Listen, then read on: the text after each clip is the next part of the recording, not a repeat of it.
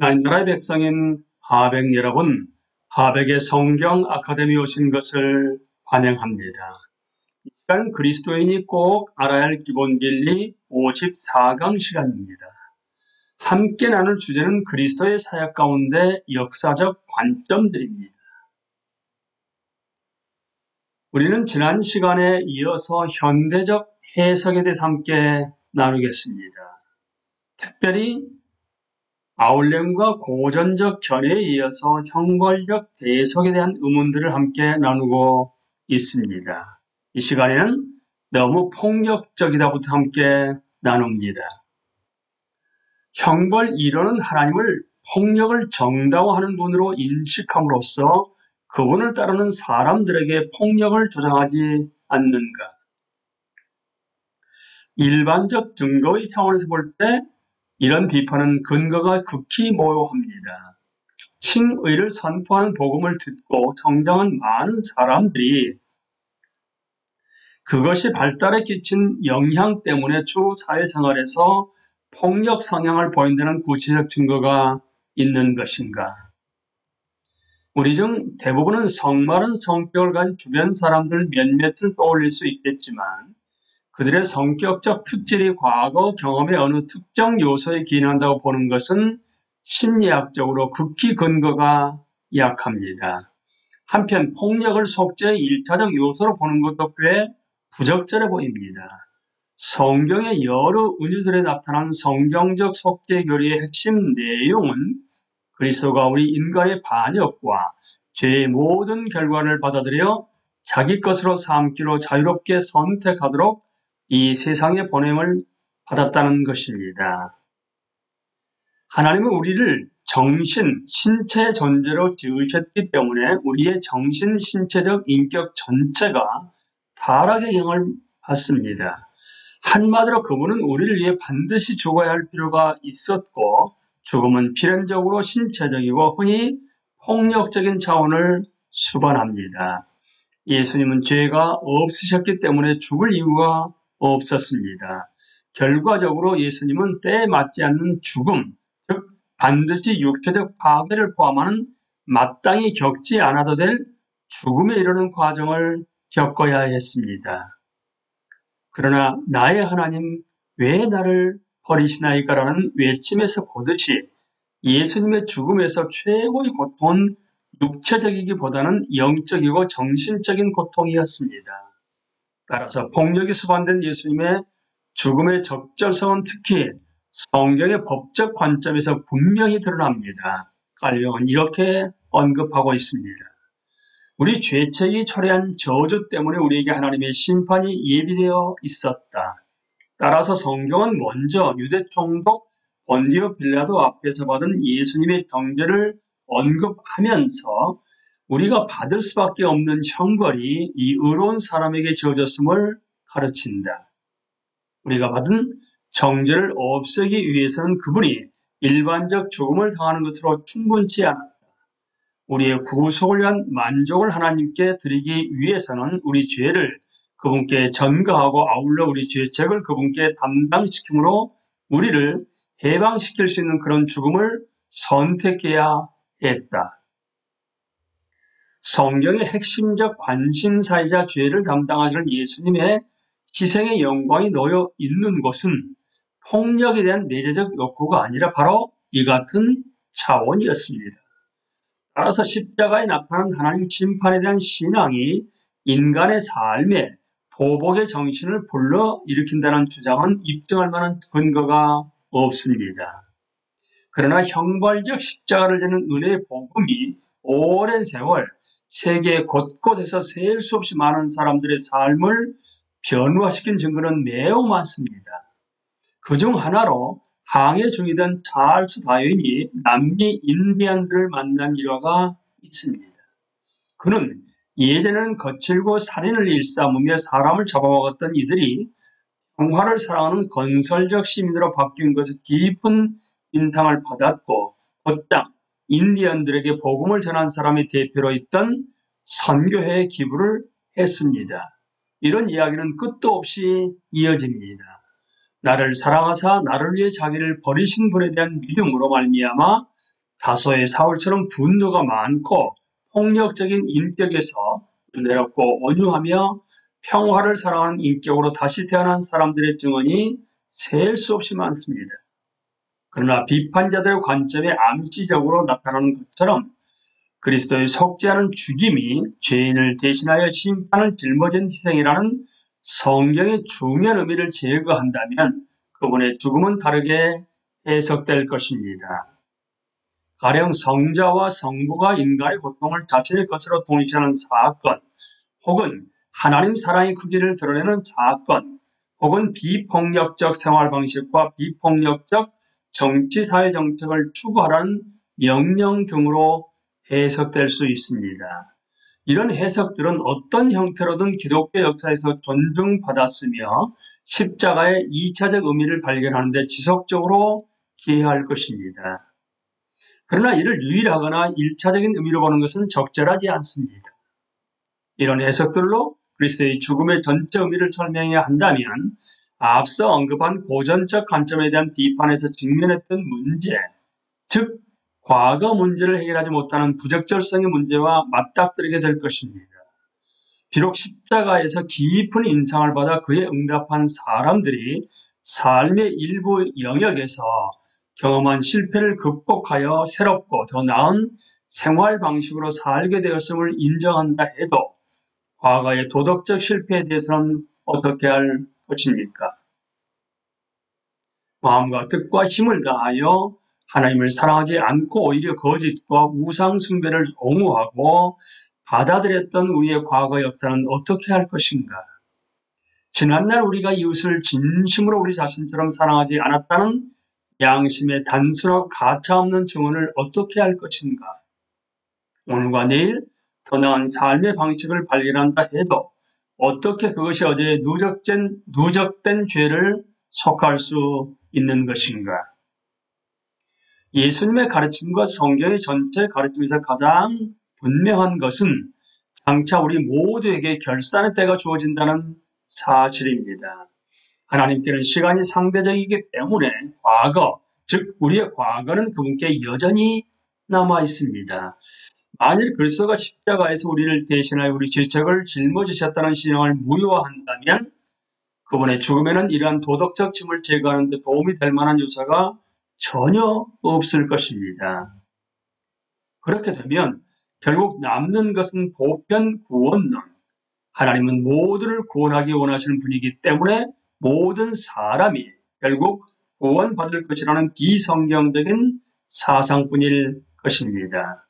그런데 예수님과 모든 성경 저자들이 믿었듯 하나님이 그런 분이 아니라면 어떻게 될까요? 그렇게 된다면 장차 우리가 가게 될 것은 어디겠습니까? 오늘과는 맞지 않다. 형벌 모델의 핵심에 놓인 개념들, 즉 인간의 죄책 개념과 대리적인 피해 희생제사에 의한 속죄 개념은 현대는 부적절한 것이 아닐까요? 다른 비판들과 마찬가지로 이 역시 그리 설득력이 없습니다. 죄책의 문제와 관련하여 오늘날 서구 세계 도처에서 상담치료사들과 그와 관련된 기관들이 크게 늘어나고 죄책이 더 이상 심각한 문제가 아니라고 생각하도록 조장하는 모습을 보면 놀라울 따름입니다. 이런 비판을 제기하는 사람들은 분명 목회자에게 그다지 많은 시간을 투자해보지 않은 사람들일 것입니다. 그러나 세계적으로 존경받고 사람들에게 유익을 주는 한 전문가는 자신의 견해를 이렇게 제시합니다. 의인, 죄책에서 해방된 사람들, 이것은 인간의 마음에서 영원히 되풀이되는 유토피아적 꿈이다. 물론 이것은 단지 꿈일 뿐이다. 왜냐하면 그런 사람은 결코 존재하지 않기 때문이다. 죄책은 성경이나 교회의 발명품이 아니며 현대 심리학은 한치의 거리낌도 없이 이런 기독교 교리를 확인해 준다라고 폴 투르니는 말합니다. 북미에서 활발하게 활동하는 심리치료사 베카 존스턴 박사는 최근 이런 글을 썼습니다. 나는 심리학자로 일하면서 불륜과 낙태, 사고, 중독 등으로 죄책감에 시달리는 수많은 사람을 만난다. 어떤 이들은 정욕, 자위, 음란물, 알코올, 마약, 섭식장애, 증오, 혹은 독신으로서 왕성한 성관계를 맺고 있는 자신의 삶으로 인해 힘들어한다. 어떤 이들은 부모가 싸울 때, 형제 자매가 죽을 때, 성적으로 학대를 당할 때 죄책감을 느낀다. 그 밖에도 많은 사람들이 분노나 과체중 때문에 부적절한 영화를 시청하고 부모의 기대에 부응하지 못하고 더 성공하지 못했고 더 기도하지 못했고 더 나은 성적을 받지 못했다는 이유 때문에 죄책감을 느끼고 있다. 죄책감을 유발하는 요인이 크든 작든 정당하든 그렇지 않든 실제적이든 그렇게 인식한 것이든 우리는 모두 이런저런 방식으로 죄책감을 느낀다. 대리적 희생과 관련해 오늘날의 문화가 이 원리를 인정하거나 혹은 그것을 높이 사기를 심지어 숭배하기를 중단했음을 보여주는 징후는 없습니다. 세계 도처에서 제작되는 대중 영화, 상을 받는 소설, 끊임없이 쓰이는 자기 희생에 관한 이야기, 많은 나라에서 거행되는 감동적인 현중의 행사를 보십시오. 결론, 이런 논쟁은 우리가 어떻게 복음을 전파하고 나누어야 하는지 신중하게 생각할 필요가 있다는 점과 이런 논쟁이 제공하는 일정한 유익에 주목하게 합니다. 특히 이런 책임은 그리스도인 설교자에게 있습니다. 우리는 형벌적 대속을 어떻게 선포해야 하는가? 첫째, 성경적으로 선포해야 합니다. 즉, 전통적 묘사와 표현은 성경이 실제로 가르치는 내용에 비추어 평가해야 합니다. 물론 현대적 감수성에도 신중하게 관심을 기울일 필요가 있습니다. 사실 결코 사라지지 않는 십자가의 시욕은 분명 존재합니다. 우리는 엄청난 박해에 직면했던 히브리서 독자들처럼 그의 치욕을 짊어지고 영문 밖으로 그에게 나아갈 수 있어야 합니다.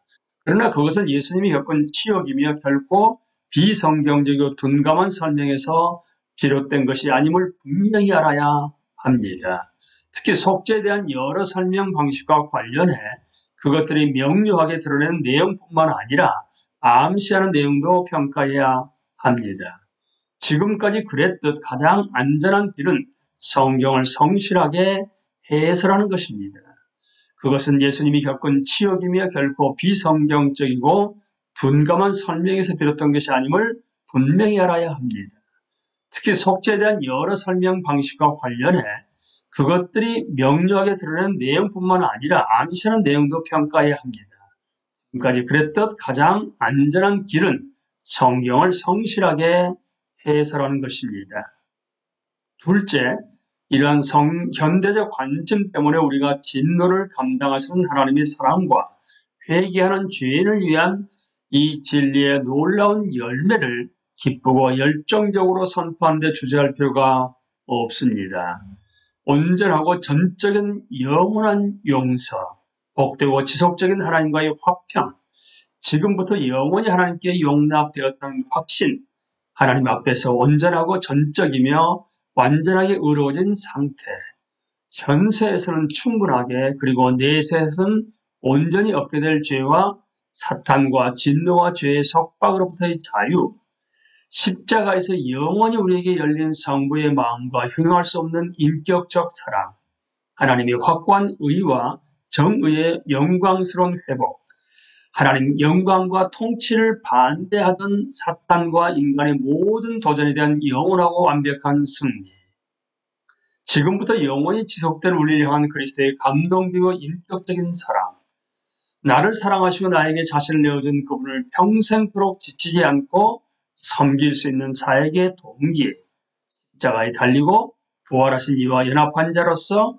경건한 삶을 살아갈 원천, 자신과 모든 동료 인간이 최고의 가치와 존엄을 가졌음을 보여주는 십자가의 명백한 증거, 구원과 보좌에 앉으신 하나님의 어린 양에 대한 하늘의 찬양으로 끝맺는 삼위일체 하나님의 오랜 목적들의 성취가 바로 그 진리의 놀라운 열매들입니다. 셋째, 이러한 성경의 핵심적 진리를 받아들이고 선포할 때 한없이 겸손할 필요가 있습니다. 열정적이고 흠잡을 데 없을 만큼 성경적이었지만 인간을 향한 하나님의 고동치고 깨어진 마음과는 거리가 멀었던 바리새인과 율법 교사들의 비극을 잊지 말아야 합니다. 교만과 냉정함이 우리의 정통신앙을 더럽히지 않도록 하기 위해서는 당자의 비유, 그러니까 자기 의를 주장하는 형의 비유라는 의견도 있습니다. 당자의 비유를 늘 기억해야 합니다. 만일 우리가 그리스도의 형벌적이고 대속적인 자기 희생에 대한 믿음을 통해 은혜로 말미암아 칭의를 얻는다는 성경적 진리를 확신 있게 받아들이게 되었다면 그것은 오직 하나님의 은혜, 삶의 매 순간 구하고 그에 따라 살아야 하는 은혜 덕분입니다. 이전 세대의 복음 설교했던 존 맥닐의 말을 따라 이렇게 질문해 보시지요. 만일 그리스도가 바로 나 같은 사람을 의롭다 하지 않았다면 우리는 이 시간에 형벌적 대속에 대한 질문들 가운데 너무 폭력적이다, 오늘날과는 맞지 않다 결론까지 함께 나누었습니다. 강의를 마치겠습니다. 감사합니다.